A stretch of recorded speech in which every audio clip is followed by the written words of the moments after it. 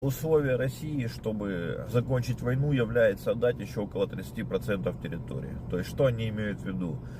Вот, они оккупировали пол Херсонской области, пол Запорожской, и вот они внесли в свою конституцию уже эти города, и они хотят, чтобы их отдали полностью.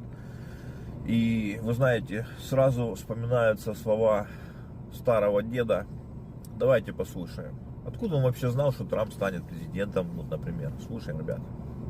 Путин и, значит, Трамп, и они могут договориться. Это будет отличное достижение. Корейцы все-таки Дальний Восток, сирийцы все-таки это Ближний Восток. Но если он даст возможность договориться, а на чем договориться? Украина, да, Львов и 5 районов, и мы отделяем ее. И она в НАТО входит, в Евросоюз, куда хотят. Но вся Новороссия, он дает согласие. Откуда он вообще мог это все знать? Получается, что все это просто сценарий.